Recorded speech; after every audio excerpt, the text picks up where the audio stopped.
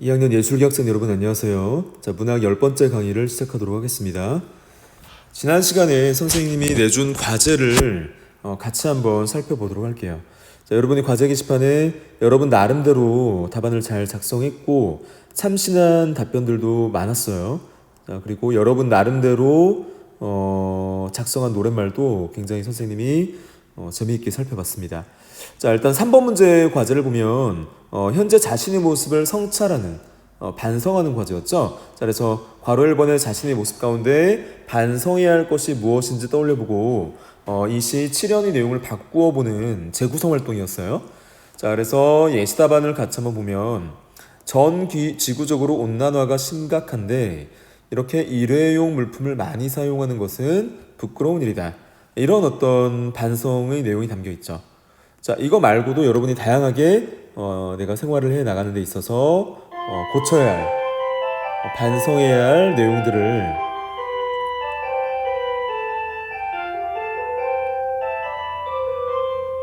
잘 써줬습니다.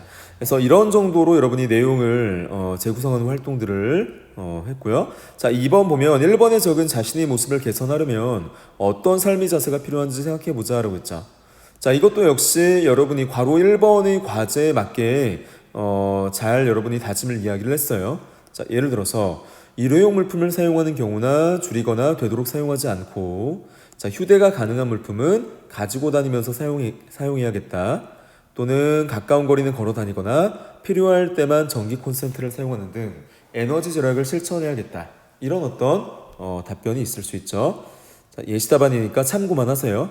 자, 과제 3번, 세 번째 과제를 보면 다음은 윤동주의 삶과 문학을 바탕으로 하여 만든 노랫말인데 이를 참고해서 우리들의 현재 모습을 성찰하는 내용을 담은 노랫말을 모두먼들과 함께 지어보자 라고 해서 개코 황광희 작사의 당신이 밤에서 라는 노래였어요.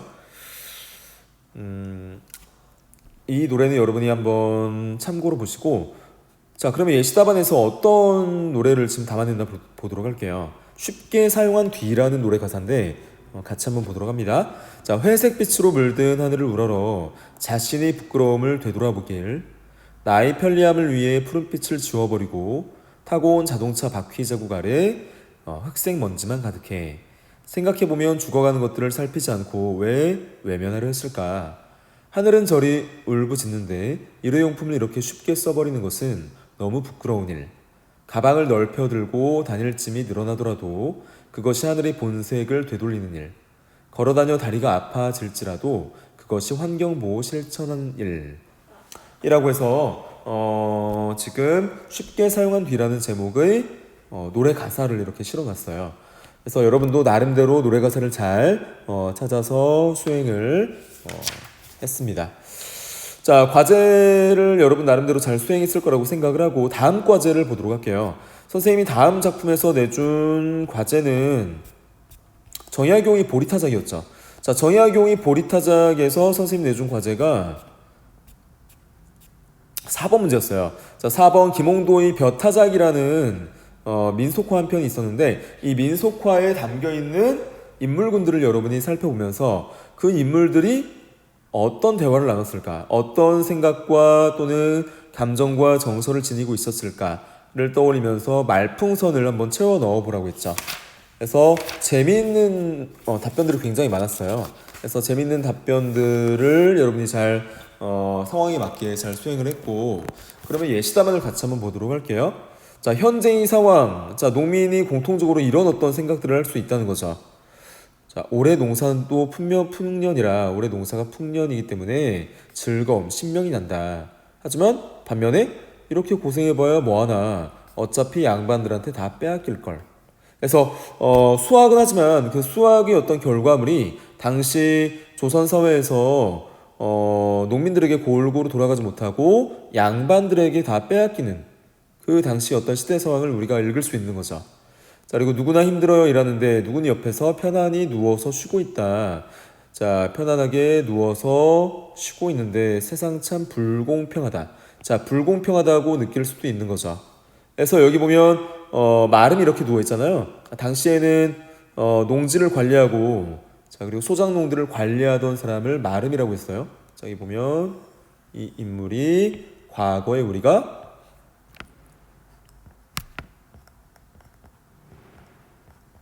마름이라고 했는데, 자, 지주를 대신해서 소장농을 관리하는 사람이죠. 지주를 대신해서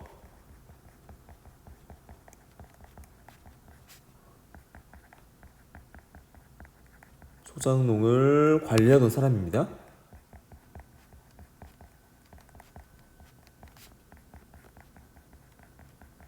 자, 지주를 대신해서 소장농을 관리하던 사람인데, 자, 그렇다 보니까 관리 감독의 역할이 자신이었던 역할이었어요.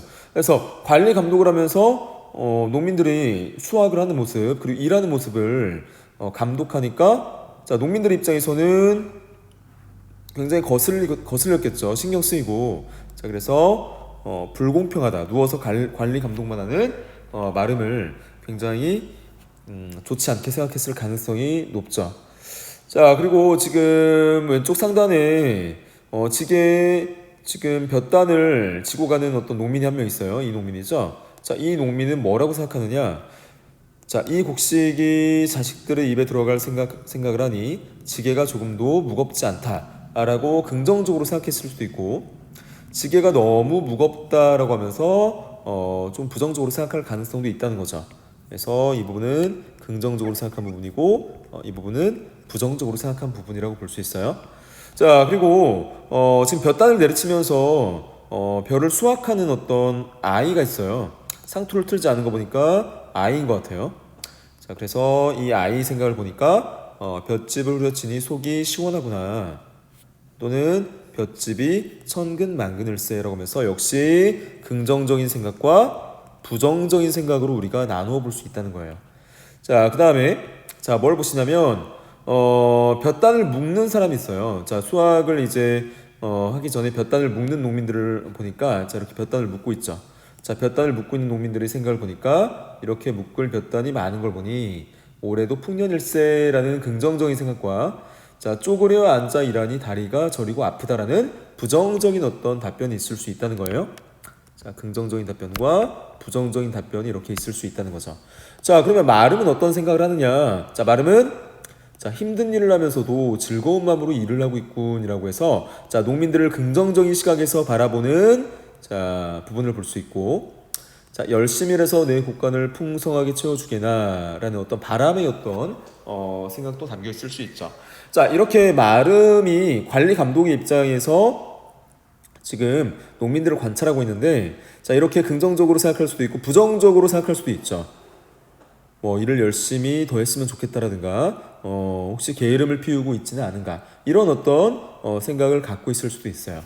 그래서 여러분이 나름대로 답변을 잘 기술했기 때문에, 자, 참고용으로 여러분이 살펴보시고 자, 넘어가도록 할게요. 자, 2번 보리타적과 벼타적의 공통점과 차이점도 여러분이 잘 써준 학생들이 많아요. 자, 일단 공통점은 농민들이 주도해서 건강한 어떤 노동의 모습을 보여준다는 거죠. 차이점은 마름이 있고 없음이죠. 관리 감독하는 사람이 있고 없음의 차이가 있었어요. 그래서 같이 한번 예시 답안을 보면 공통점은 조선시대 농민들이 곡물을 수확하는 장면을 묘사하고 있죠. 차이점은 농민들을 관찰하는 인물의 태도가 달라요. 자, 보리타작에서는 정약용이 긍정적인 시각에서 농민들을 관찰하고 있었다면 순수한 마음에서 관찰을 한 거죠. 벼타작에서는 마름이 일을 잘하나 못하나 관리 감독하는 위치에 있었죠. 자, 그래서 한시 보리타작의 경우에는, 자, 농민들이 어떤 건강한 노동을 바라보면서 그것에 대해서 찬탄하고 있었고, 그와 대비된 자신의 삶을 반성하고 있었죠. 성찰하고 있었죠. 반면에 벼타작의 경우에는 갓쓴 인물, 즉 마름이 노동하는 농민 옆에서 태연히 술을 마시며 누워서 담배를 피우는 걸 봐서 그들에게 전혀 공감하지 못하는 보이고, 오히려 노동하는 농민들을 감시하는 것처럼 보인다는 거죠. 그래서 그런 어떤 부분들을, 차이점을 정리하면 되겠어요.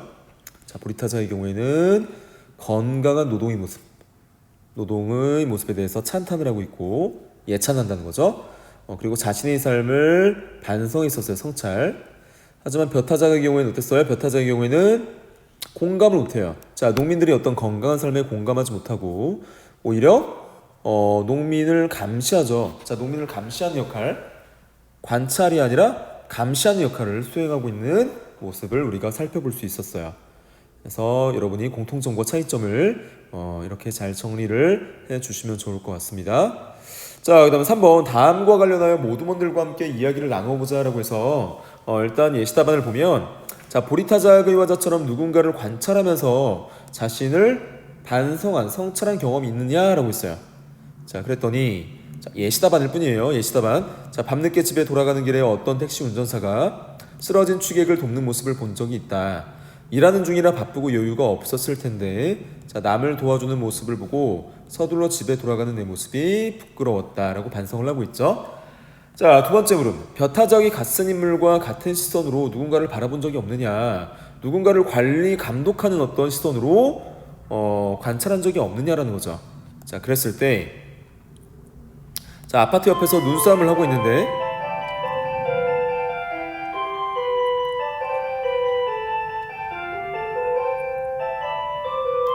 추운 겨울에도 땀을 뻘뻘 흘리며 눈을 치우고 있는 경비원 아저씨를 본 적이 있다. 자, 그때 그게 경비원 아저씨가 마땅히 해야 할 일이고 나하고는 상관없다고 생각하고 눈싸움을 했는데 지금은 후회가 된다는 거죠. 자, 그래서 여러분 나름대로의 어떤 경험담을 잘 기술을 해줬어요. 선생님이 보니까. 자, 이렇게 여러분이 과제를 열심히 잘 수행을 해줬고요. 자, 그러니까 그 이후로 우리가 현대 소설 작품 한 작품을 살펴보고 있었죠. 자, 비 오는 날이면 가리봉동에 가야 한다라는 현대 소시민들의 어떤 심리가 잘 담겨 있는 작품을 보고 있었어요. 그래서 지난 시간에 선생님과 살펴본 부분은 그와 그의 아내가 욕실 공사를 맡겼었어요. 욕실 수리 공사를 맡겼는데 임 씨의 주업이 연탄 배달이다 보니까 처음에는 의구심을 품고 있었죠. 이웃이 소개를 받아서 임 씨가 욕실 공사를 하고 있었는데 연탄 배달이 주업이라는 사실을 알게 되어서 좀 믿지 못하고 불신하는 태도가 드러나 있었죠.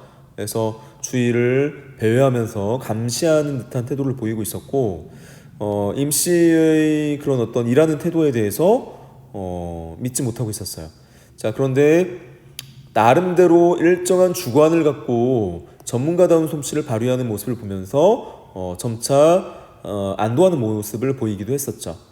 그래서 자, 그런 부분을 지난 시간에 살펴봤고, 자, 소시민, 그러니까 중산층으로 대변되는 그와 그의 아내의 어떤 모습이 이해타산적인 면모가 많이 보이고 있었어요. 자, 그런 부분에서 당시 1970, 80년대에 소시민들이 보였던 편견과 선입견 이런 부분들을 역시 지난 시간에 선생님과 함께 같이 살펴보고 있었어요. 그에 반해서 이제 하층민으로 대변되는 임씨 같은 경우는 자신이 맡은 역할에 대해서 충실하려는 모습들을 보여주고 있었죠. 자, 그래서 그런 부분들을 봤을 때 하층민들에 대한 중산층, 소시민들의 어떤 편견과 선입관이 부정적이다 또는 개선해 나가야 한다라는 메시지를 필자가 작가가 던져주고 있었어요. 그래서 그런 부분들을 여러분이 지난 시간에 배웠던 내용들을 환기하면서 다음 내용을 같이 한번 살펴보도록 할게요. 자, 시금치 나무를 묻히면서 아내가 행여 들릴까봐 낮은 소리로 소곤거렸다. 갓난애가 징징 울어대면 애 보기나 하련만. 아이는 배만 부르면 새근새근 잠들어 버리는 터라. 자, 그가 할 일이 딱히 없는 형편이었다. 자, 그는 하는 수 없이 다시 목욕탕을 들여다보지 않을 수 없었다.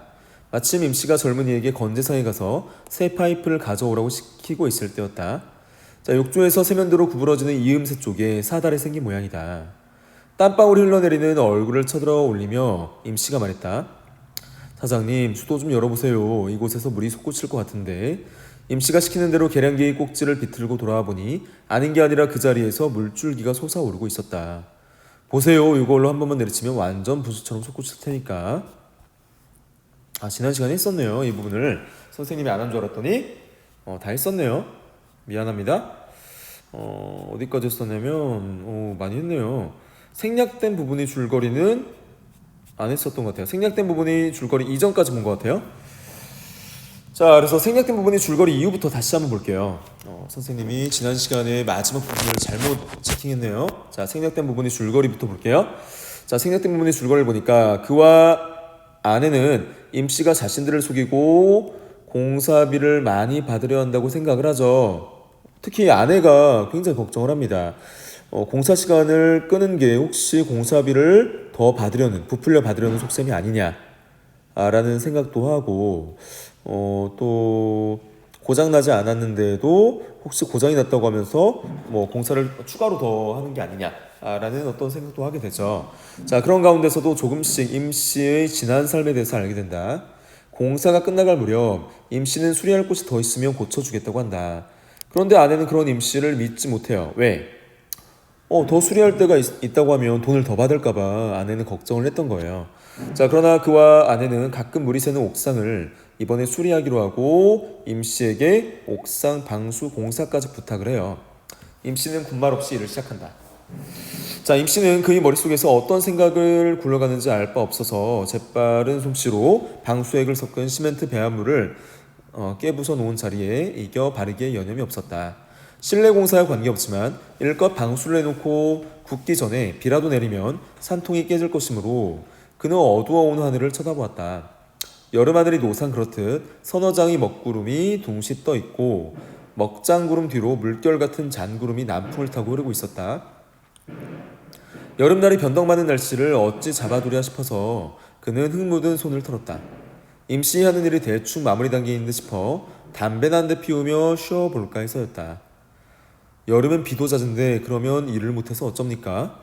라고 지금 그가 물어본 거죠. 그랬더니 임씨가 비가 오면 비가 없는 대로 할 일이 있습죠 라고 했어요. 흑손을 내두르는 그의 손놀림이 더 빨라졌다.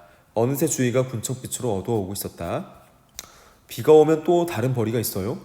비 오는 날은 아침부터 가리봉동에 가야 합니다 라고 했어요. 자, 비 오는 날은 이 부분이 우리 소설의 제목이죠. 아침부터 가리봉동에 가야 합니다 라는 이 임씨 발화에 아픈 사연이 있어요. 자, 그래서 나중에 우리가 살펴보면 알겠지만 공장 사장한테 연탄값을 떼입니다. 그래서 그 공장 사장이 사정이 안 좋아져서 연탄값을 내지 못한다고 했었는데 나중에 알고 보니까 그 공장 사장이 다른 지역에 가서 새 공장을 차렸던 거예요. 사정이 좋지 않은 게 아니었던 거죠. 자, 그럼에도 불구하고 하층민의 돈을 떼어먹는 그 당시 상류층의 하층민을 대하는 태도에 비판의식을 지니고 있어요, 이 작가가. 자, 그래서 그 떼인 연탄값을 받으러 일이 없는 비 오는 날에 아침부터 이렇게 그 공장 사장한테 가서 연탄값을 받으려 하는 임시 처절한 모습이 나중에 이제 우리가 살펴볼 수 있는데, 자, 그렇기 때문에 가리봉동에 가야 한다라고 했던 거예요. 그래서 이 가리봉동에 가야 한다라는 이러한 부분에서 임시의 아픈 사연을 나중에 우리가 살펴볼 수 있습니다. 그래서 여기에서는 이렇게 정리를 해주죠. 자, 못 받은 연탄값을 받으러 가리봉동에 가는 것이다 라고 미리 알려주고 있어요. 자, 가리봉동에 왜 가나요? 이렇게 물어봤어요. 자, 예, 사장님은 몰라도 됩니다. 자, 암튼 비가 오면 난 가리봉동으로 갑니다. 임씨가 잠시 일손을 멈추고 알 수 없는 표정을 언뜻 지었다. 이렇게 힘든 일을 매일같이 계속했으면 비 오는 날 하루쯤은 쉬어야 할 게 아니냐 하고 말해주려다가 그는 입을 다물었다. 누군들 쉬고 싶지 않을 거냐는 하루에 2끼는 라면으로 배를 채우는 식구들을 거느린 가장으로서 어째 비 오는 날이라 하여 아랫목에서 뒹굴기만 하겠느냐, 내 생각이 미쳤던 까닭이다. 하루에 2끼를 라면으로 먹는데요. 자, 2끼를 라면으로 먹는다는 것은 가난한 상황을 보여주죠. 넉넉하지 못한 임시의 어떤 상황을 제시를 해주고 있는 거예요. 자, 간단하게 여겼던 옥상의 공사가 의외로 시간을 끌었다.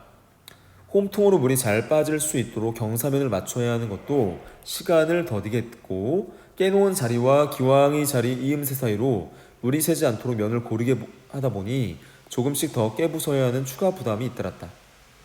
자, 이미 밤은 시작된 것이나 진배 없어 이웃집들의 창문에 하나둘 불이 밝혀졌다. 그런데도 임씨는 만족하다 싶을 때까지 일손을 놓고 싶지 않은 모양이었다. 이리 재고 저리 재고, 자, 그러고도 모자라 이왕 덮어놓은 곳을 한 번에 으깨어버리고 또 새로 흑송진을 거듭하곤 했다. 옆에서 보고 있자니 임씨는 도무지 시간이 가는 줄 모르는 사람 같았다. 몇 번씩이나 옥상에 얼굴을 디밀고 일의 진척 상황을 살피던 아내. 자, 이 부분도 또 중요한 부분이에요. 자, 일의 진척 상황을 살피던 아내, 감시자의 태도로 일관하고 있는 상황이에요. 자, 진척 상황을 본다는 것은 감시자의 태도를 일관하는 모습. 임씨가 제대로 일하는지 감시하고자 하는 아내의 상황인데 아직까지 임씨에 대한 어떤 불신을 풀지 못하고 있는 아내의 모습을 볼 수 있어요. 아내는 계속 돈 걱정만 하는 겁니다. 혹시 노동 시간, 그러니까 수리 시간이 길어져서 돈을 더 받는 것이 아니냐라는 어떤 생각이 든다는 거죠. 그래서 그런 모습을 볼 수 있고요. 자, 계속해서 보면 이런 모습이 이어집니다. 대강해 두세요. 날도 어두워졌는데 어서들 내려오시라고요. 다 되어갑니다, 사모님. 하던 일이니 깨끗이 손봐드려야죠.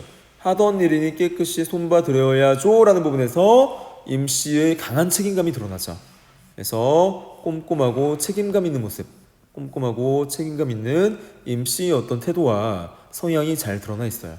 자, 계속해서 보면 다시 방수액을 부어 완벽을 기하고 이음새 부분은 손가락으로 몇 번씩 문대어보고 나서야 임씨는 허리를 일으켰다. 임씨가 일에 몰두해 있는 동안 그는 숨소리조차 내지 않고 일하는 양을 지켜보았다. 저 열 손가락이 박인 공의 대가가 기껏 지하실 단칸방만큼의 생활뿐이라면 좀 너무하지 않나 하는 안타까움이 솟아오르기도 했다. 그래서 열심히 일하면서 하루하루 최선을 다해가는 임씨가 자, 그런 어떤 지하실 단칸방의 어떤 생활을 하는 것에 대해서 과연 저 노동의 대가가 저만치밖에 안 되냐라는 생각에 이르게 된 거죠. 그래서 이런 안타까움의 어떤 생각, 궁핍한 처지에 대한 안타까움의 태도를 그가 지니고 있다라는 사실을 알 수 있어요. 자, 목욕탕 일도 그러했고, 자, 이 사람의 손은 특별한 데가 있다는 느낌이 들었다. 자신이 주무르고 있는 일감에 한치의 틈도 없이 밀착되어 날렵하게 움직이고 있는 임씨의 열 손가락은 손가락 이상의 그 무엇이었다. 손가락 이상의 그 무엇이었다는 것은 작업 솜씨가 굉장히 좋았다는 거예요.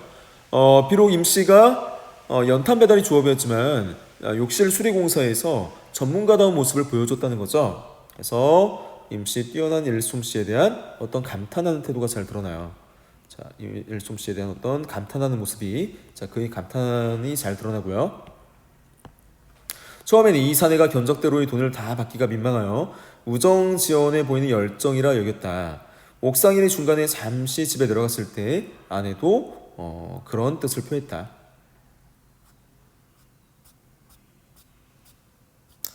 자, 예상외로 옥상일이 힘든가 보죠. 저 사람도 이제 세상에 공돈이 없다는 사실을 깨달았을 거예요. 하지만 우정지원의 열정으로 단정한다면 당한 쪽은 되려 오히려 그들이었다. 밤 8시가 지나도록 자벽분으로 시달린 그도 고생이었고 불어 만들어 시킨 일로 심적 부담을 느끼기 시작한 그의 아내 역시 안절부절 못했으니까 라고 써요. 그래서 임씨가 이렇게 밤늦게까지 성실히 일을 해주는 모습에서 오해를 풀어가는 어떤 모습이 드러나기 시작해요. 아내는 기다리는 동안 술상을 보아놓고 있었다. 손발을 씻고 계단에 나가 옷의 먼지를 털고 들어온 임씨는 8시가 넘어간 시간을 보고 오히려 그들 부부에게 미안해하였다. 자, 여기 오히려 미안해요. 자, 8시가 넘어간 시간을 보고 그들 부부에게 미안해하였다. 라는 부분에서는 상대를 배려하는 모습이 잘 드러나요. 상대를 배려하는 임씨의 성격이 드러나죠. 자, 마음이 착한 거죠. 시간이 벌써 이리 되었남요. 우리 사모님 오늘 너무 늦게까지 이거 고생이 많으십니다요. 사장님이야 더 말할 것도 없고 참 죄송하게 되었습니다. 안방에서 아이들을 보고 있던 노모가 대신 임씨의 노고를 치하해 주었다. 젊은 사람이 일도 엄청 잘하네. 늦으면 내일 하고 쉬었다 하고 졸 끼고만 일 무섭은 줄 모르는 걸 보니 앞으로는 잘 살게요. 노모의 덕담을 임씨는 무릎을 꿇고 두 손을 짚은 채 들었다. 자, 무릎을 꿇고 두 손을 짚은 채, 자, 그의 어머니, 노파이, 자, 말씀을 듣는 모습에서 어른을 공경하는 모습을 또 엿볼 수 있어요. 예의가 바르죠. 자, 내 사이 예수 믿는 사람이라 남자들 술 마시는 꼴은 앵꼬 봐서 못 보지만 그렇게 일하고는 안 마실 수 없겠구만은 나는 고마 들어가 있을 테니 좀 쉬었다 가소라고 노모가 이야기를 했어요. 자, 노모가 방문을 닫고 들어서자 임씨는 그가 부어주는 술을 두 손으로 황감히 받쳐들고 조심스레 목을 대로 넘겼다. 이거 왜 이러십니까? 편히 드십시오. 나이도 서로 엇비슷할 텐데 말이오. 그렇게 말은 했어도 그는 임씨의 나이가 그보다 훨씬 많으면 왠지 괴롭겠다는 기분을 지울 수 없었다. 이 부분은 여러분이 상식적으로 잘 이해가 안 갈 수도 있어요. 임시의 나이가 그보다 훨씬 많으면 왠지 괴롭겠다는 기분. 이 기분은 나보다 더 오랜 세월을 살아간 임씨가 나보다 형편이 좋지 않은 데 대한 그의 나름대로의 어떤 배려가 담긴 생각이라는 거예요. 자, 그런데 요새 시대에 이런 생각은 잘 안 하게 되죠. 나이의 적고 많음을 떠나서 잘 살고 못 살고는 그가 그동안 얼마나 노력했느냐에 따라 달린 거지, 나이가 적고 많음에 따라서 잘 살고 못 살고 되는 건 아니라는 생각을 요새는 하죠. 자, 그런데 그는 임씨 나이가 나보다 만약 많으면 그가 이렇게 단칸방 생활을 하면서 지하 단칸방 생활을 하면서 궁핍하게 살아가는 것에 대해서 미안함을 느낄 것 같았다는 거예요. 여러분은 잘 이해가 안 갈 수도 있지만 그는 나름대로 이런 생각을 했다는 거죠. 그래서 같이 한번 보면 자신이 임씨보다 젊은데도 더 넉넉한 형편이기 때문에 라는 부분을 여러분 나름대로 이해를 하셔야 됩니다. 자, 찬바람이 불면 다시 온몸에 검댕치를 하는 연탄 배달에 나서야 하고, 여름이 오면 정식으로 간판 달고 일하는 설비집 동료들이 손이 달려야만 넘겨주는 일감에 매달려 하루 벌어 하루 먹고 사는 저 사내의 앞날이 창창하다는 게 위안이 될지는 그것도 모를 일이었다. 자, 이런 부분에서도 좀 걱정을 하죠. 하루 벌어 하루 먹고 사는 저 사내, 즉 임씨의 앞날이 창창하다는 게 위안이 될지는 모를 일이었다. 그래서 열심히 최선을 다하는 삶을 살지만 가난의 굴레에서 벗어나지 못하는 임씨의 어떤 생활이 나아지리라 그도 확신하지 못했던 거예요. 자, 사장님은 금년 몇 년이시죠? 저는 토끼띠 36 아닙니까? 임씨가 36의 토끼띠라면 그는 35의 용띠였다. 옆에 앉아서 지갑을 열었다 닫았다 하던 아내가 얼른 이 양반은 하고 나서 그가 가로챘다. 그래요, 나는 토끼띠죠. 서로 동갑이군요. 거짓말을 하죠. 서로 동갑이라고 거짓말을 한 이유가 앞서 드러났었죠. 임씨가 원래 한 살이 더 많은데 동갑이라고 한 이유는 앞서 우리가 살펴본 데에서 추론을 해볼 수 있어요. 아까 그가 어떻게 생각했죠? 임씨가 나보다 나이가 많으면 좀 마음이 불편했을 것이다 라고 생각을 했어요. 왜 그랬었죠? 나보다 나이가 많음에도 불구하고 생활형편이 나보다 낫지 않은 데 대한 어떤 미안함, 이런 부분이 작용을 했다는 거죠. 그래서 나이를 속여 말한 이유에 대해서 여러분이 잘 생각을 해보셔야 되고요. 자, 아내는 기가 막힌다는 표정으로 그를 쳐다보았지만 나이를 속였기 때문이죠. 그는 아랑곳하지 않고 동갑 기념이라고 또 한 잔의 술을 그의 잔에 넘치도록 부었다. 1살 정도만 보태는 것으로 거짓말의 양을 줄일 수 있는 것이 몹시 다행스러웠다. 토끼띠 남자들은 원래 팔자가 드센 편 아닙니까? 여자 토끼띠는 잘 사는데 요상하게 우리 나이 토끼띠 남자들은 신수가 고단터라 이 말씀입니다. 근데 사장님은 용케 따시게 사시니 복이 많으십니다. 저런, 그는 속으로 머쓱했다. 토끼띠가 어쩌고 해 쌓는 게 아무래도 아슬아슬했던지 아니면 준비한 술이 바닥난 게 보였던지 아내가 단호하게 지갑을 열었다. 돈 드려야죠. 그런데 라고 말끝을 흐리는 이 부분이 출제가 잘 돼요. 그래서 돈 드려야죠. 그런데 라고 하면서 무엇이 생략되어 있느냐라는 거죠.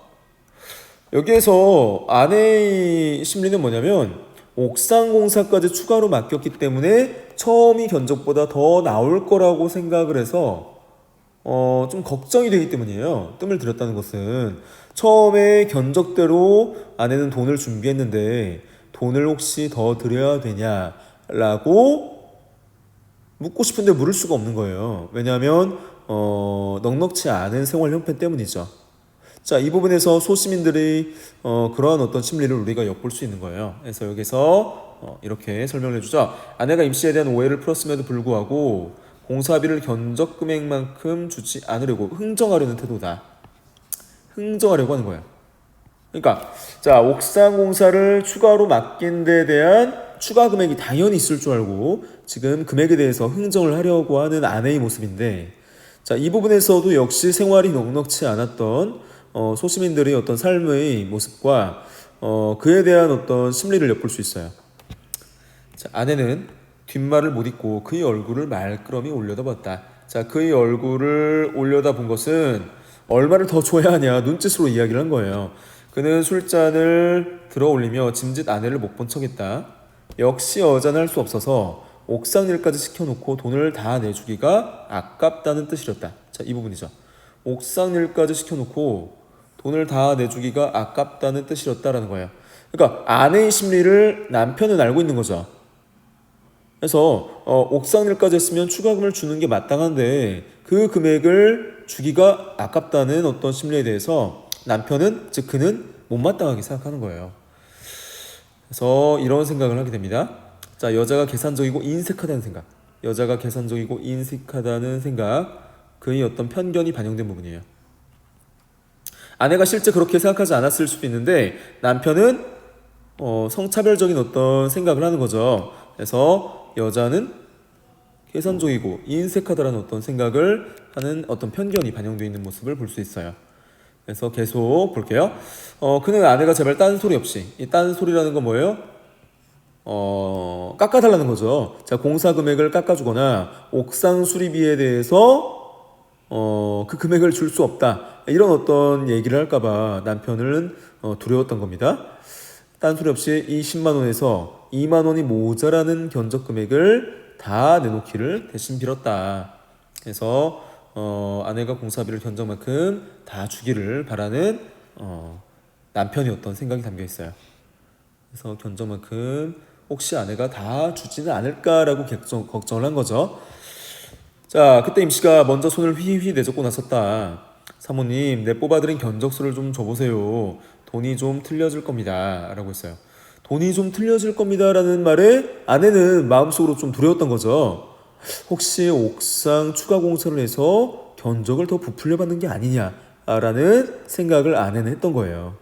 자, 아내가 손에 쥐고 있던 견적서를 내밀었다. 인쇄된 정식 견적 용지가 아닌 분홍 미끄럼이 아른아른 내비치는 유치한 편지지를 사용한 그것을 임씨가 한참이나 들여다보았다. 그와 그의 아내는 임씨 입에서 나올 말에 임씨 말에 나올 말에 주목한 이유가 있겠죠. 자, 왜 그랬어요? 그렇죠. 옥상 추가 공사에 대한 늘어난 어떤 견적이 아닐까라고 생각을 한 거예요. 긴장하였다. 자, 술을 마셨더니 눈으로는 계산이 잘 안 되네요. 임씨는 분홍 편지지 위에 엎드려 아라비아 숫자를 더하고 빼고 또는 줄을 긋고 하였다. 견적서를 고치는 모습이고 그는 빈 술병을 흔들어 겨우 반잔을 채우고는 서둘러 잔을 비웠다. 임씨 머릿속에서 굴러다니고 있을 숫자들에 잔뜩 애를 태우고 있는 스스로가 정말이지 역겨웠다. 됐습니다, 사장님. 이게 말입니다. 처음엔 파이프가 어디서 새는지 모르니 전체를 뜯을 작정으로 견적을 뽑았지요. 아까도 말씀드렸지만 일이 썩 간단하게 되었다, 이 말씀입니다. 그래서 노임에서 4만 원이 빠지고 4만 원을 빼준다는 거, 깎아준다는 거죠. 시멘트도 이게 다 안 들었고 모래도 그렇고 쓰레기 치울 용달차도 빠지게 되죠. 방수액도 타일도 반도 못 썼으니 여기서 또 빠지고 계속 이제 처음 견적에서 금액을 깎아주는 거예요. 빼주는 겁니다. 자, 이런 부분은 뭐냐? 정직한 임씨의 모습을 보여줘요. 모래도 다 안 들었고 용달차도 빠지고 방수액도 타일도 반도 못 썼으니까 여기서 또 빼주고. 자, 이런 부분에서 어떤 모습을 엿볼 수 있는 거예요? 임씨 굉장히 정직한 모습을 엿볼 수 있는 거예요. 양심적인 태도. 그래서 성실하고 양심적으로 일하는 태도, 이 부분이 중요한 겁니다. 임씨의 성격을 드러내주는 거예요. 성실하면서도 양심적으로 일하는 태도가 드러나는 부분이에요. 그에 대한 그와 그의 아내의 반응도 중요한데요. 깜짝 놀라죠. 임씨가 볼펜심으로 쿡쿡 찔러가며 조목조목 남는 것들을 설명해 갔지만 그의 귀에는 제대로 들리지 않았다. 뭔가 단단히 잘못되었다는 기분, 이게 아닌데 하는 느낌, 어깨의 뻐근함, 함께 그를 짓누르고 있어요. 이런 기분들이. 자, 왜냐하면 그와 그의 아내는 혹시 추가 견적이 나오는 게 아니냐라는 생각도 했었고, 그리고 임씨 어떤 비전문가의 어떤 부분에서 오는 불신도 있었고, 특히 아내는 일을 제대로 하고 있는지 계속 감시자의 태도를 일관하는 데 대한 어떤 죄의식, 죄책감이 묻어나 있는 부분이에요. 그래서 오해가 완전히 풀리는 부분이죠. 자, 오해가 완전히 풀리면서 그것이 어떤 심리로 자책감으로 전환되고 있어요. 자책감으로 전환되고 있어요. 이렇게 성실하고 양심적인 임 씨를 우리가 믿지 못했다니, 불신했다니. 오히려 이렇게 견적에서 금액을 깎아주는 모습에 대해서 자신들의 그런 모습에 대해서 믿지 못했던, 불신했던 모습에 대해서 자책하게 됩니다. 그렇게 해서 모두 7만 원이 되겠습니다 라고 했어요. 7만 원. 자, 원래 견적이 18만 원이었죠? 18만 원에서 7만 원이면 얼마를 깎아준 거예요? 11만 원을 깎아준 거예요. 그래서 깜짝 놀란 거죠. 자, 선언하듯 임씨가 분홍 편지지를 아내에게 내밀었다. 놀란 것은 그보다 아내 쪽이 더 심했다. 아내가 깜짝 놀란 거죠. 그녀는 분명 7만 원이란 소리가 믿기지 않는 모양이었다. 7만 원요? 그럼 옥상은요? 라고 했어요. 옥상을 추가적으로 공사를 했으니까 추가 견적이 없냐라는 소리죠. 옥상에 들어간 재료비도 여기에 다 들어있습니다. 그거야 뭐 몇 푼 되나요? 라고 했어요. 그럼 우리가 너무 미안해서 미안하다는 것은 그만큼 굉장히 싸게 공사를 해줬다는 거예요. 자, 임시간 일의 양에 비해서 너무 적은 금액이었기 때문에 아내가 오히려 미안해한 거예요. 자, 미안한 어떤 심리를 느낍니다. 자, 이번에는 아내가 호소하는 눈빛으로 그를 쳐다보았다. 할 수 없이 그가 끼어들었다. 미안함과 죄책감을 느끼는 부분까지 오늘 수업을 진행하도록 하고요. 다음 시간에 이어서 결말 부분에 어떤 심리 변화, 그러니까 그와 그의 아내 그리고 임씨의 심리 변화가 또 어떻게 진행되는지 다음 시간에 이어서 살펴보도록 하겠습니다. 자, 오늘 강의 되느라 고생 많았어요. 다음 시간에 볼게요. 수고했습니다.